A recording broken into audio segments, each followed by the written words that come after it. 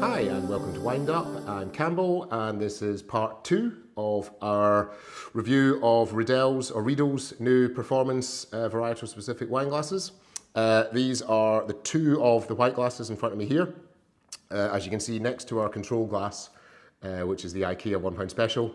These are very big, these are very imposing glasses. They do have a sense of style and occasion. I've tried really hard to photograph this in a way that you can see it, but you can't. But there's a nice optical sort of effect with lines coming down here that lends it a sort of depth that it doesn't actually have. It's a nice trick of the light. So very elegant, they're a little bit different.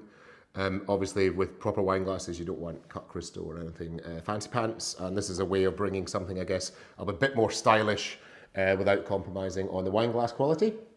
So the 2 glasses we have here, the middle one is a Riesling Gruner Veltliner glass that at the tasting with Maximillian Riedel, he served us a Gruner Veltliner from his native Austria. So we're going to try the other one this time. So we have here a Riesling from the fantastic Fritz Haag, bought from the Haag family themselves in the Mosel Valley in a recent visit. We'll be doing a feature on those guys in the sort of months to come, but this is a really nice wine. It's quite an entry-level wine for these guys.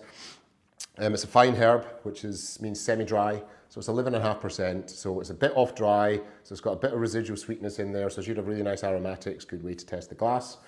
And again, one of the wines that we tasted in London was Joseph Drouhin, New World Pinot from America, I think.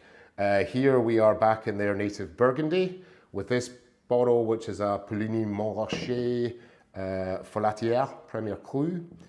So very nice wine, or should be a very nice wine. What's the vintage? Ooh, it should say it somewhere. Anyway, who cares? I think it's 2011, if memory serves. Don't know why I can't see that on the bottle, but never mind. So that's going to go in the Oaked Chardonnay, which, as you can see, has got a significantly larger opening, larger bowl, give the wine more chance to get some air and blow off some of that oakiness potentially. So let's start with the Riesling. So we've got our control glass here, we've got our specialist glass here, and we've got our design for something completely different glass over there. These are for pouring back out again because this is nice wine and I'm not throwing it away. Okay, so out of the IKEA glass, I mean, it still smells nice. It's still going to be, you know, it's not going to taste bad out of these glasses. But hopefully it is going to taste better as we move up the ranges. So again, that's perfectly lovely. That's perfectly drinkable. There's you know, nothing wrong with that. But it's slightly bitter in the finish. That isn't what one might normally expect. If we take the Riesling through the Oaked Chardonnay glass, a lot less aroma as you'd expect because of this much wider opening, means it's disappearing into the atmosphere quicker than anything else.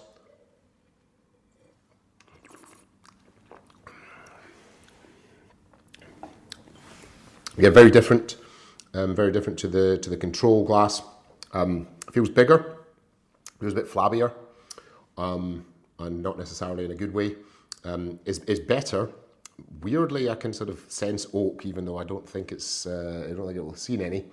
And lastly, out of the specialist Riesling glass itself, as you can see, a decent size up, but very definitely angling over a long time, sort of straight upwards.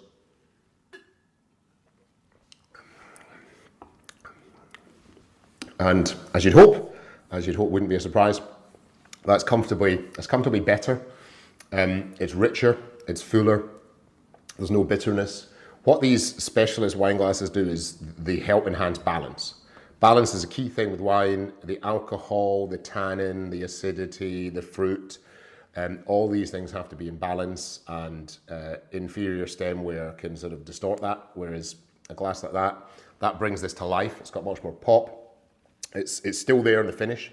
I can still taste that now, whereas it evaporated pretty quickly with the other 2 glasses. So yeah, that's a resounding success. Even for, as I say, I deliberately chose this wine because it's not a particularly expensive bottle of wine. It's single-digit euros. It's beautiful, but it's nowhere near the same price point as the Drouhin Premier Cru. So yeah, very good.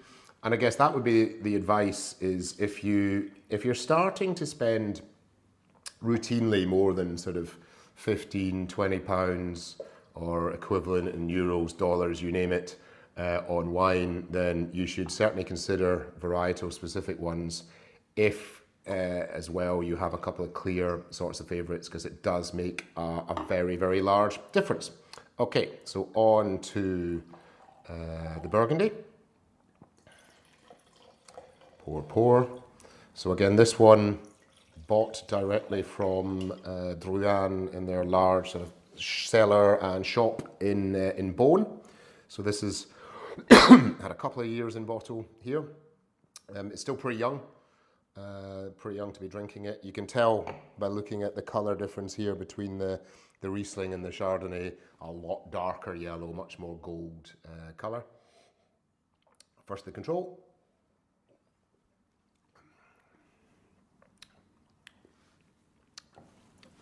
I'm getting a lot of oak, which again, perhaps unsurprising. This is a small glass. This is a glass that's not even slightly designed to handle this wine.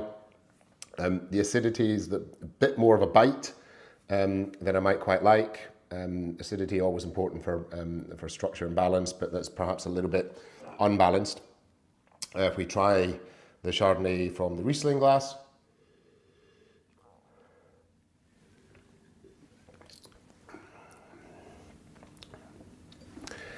Significantly better.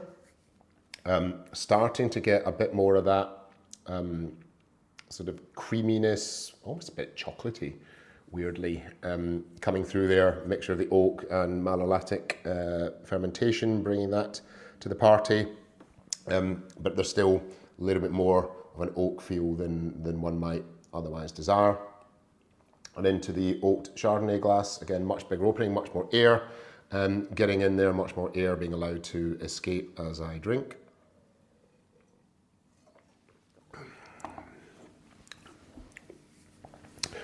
And yeah, as you'd hope, that's much fuller again, much more rounded in terms of flavour.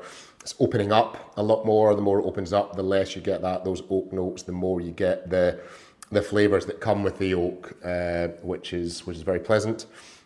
So I say this has proven its point very nicely. That was exactly the conclusion that we reached on the day. It's always funny when you do these tastings with people, and it's just staggering the difference that the correct glass makes versus the incorrect glass. So that's it for part 2.